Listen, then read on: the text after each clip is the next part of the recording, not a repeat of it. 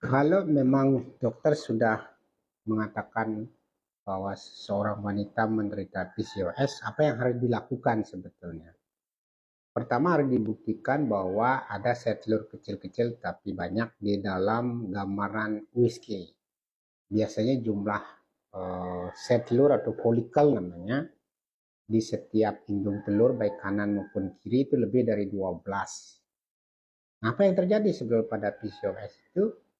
Bahwa terjadi gangguan hormon, terutama adalah satu terjadinya metabolisme hormon androgen namanya. Jadi pada orang PCOS itu sebagian besar hormon androgennya lebih tinggi daripada rata-rata pada wanita. Pada wanita memang punya hormon androgen tapi harusnya tidak lebih tinggi dari pria. Nah, kenapa demikian? Nah, ini memang penjelasan simpelnya adalah bahwa di dalam pembentukan settler supaya dia mau mempunyai kualitas yang bagus kemudian bisa mengatur men, itu perlu adanya enzim yang merubah hormon androgen di dalam settlernya sendiri menjadi estrogen.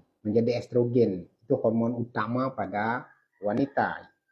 Nah, itu yang sebetulnya tidak dibentuk dengan baik pada wanita yang mengalami PCOS, sehingga akhirnya sel telurnya tidak mau matang, tidak mau membesar, kemudian atau folikelnya tidak mau membesar, sehingga akhirnya tidak mau rupture atau pecah, sel telur tidak bisa keluar.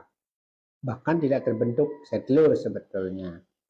Nah, sehingga akhirnya sel telur atau folikel itu hanya berhenti di situ, di ukuran kurang dari 1 cm.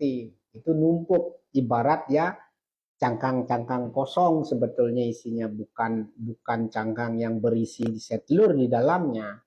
Nah, itulah yang menyebabkan orang PCOS itu tidak bisa mengatur mennya dengan baik karena tidak terbentuk estrogen yang bagus. Estrogen ini berperan untuk memerintahkan rahim supaya menyiapkan diri kalau nanti hamil itu akan menjadi plasenta dan sebagainya. Tapi ketika tidak terjadi kehamilan, rahim yang diperintah oleh sel telur dengan estrogennya itu akan mati sel telurnya sehingga hormonnya akan turun, itulah terjadi peristiwa menstruasi.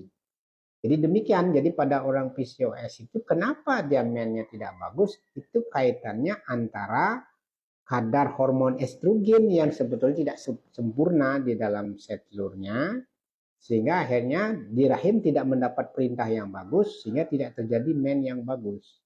Kemudian gambaran di sel telurnya itu kenapa dia terjadi sel telur yang banyak, padahal logikanya kalau banyak kan dia kaya dengan sel telur. Nah, ternyata sel telur maupun folikel itu tidak membesar, tidak pecah dia, sehingga tinggal cangkang-cangkang kosong saja sebetulnya karena kadar estrogennya tidak cukup untuk membentuk dia menjadi besar atau mempunyai sel telur atau oocyte di dalamnya.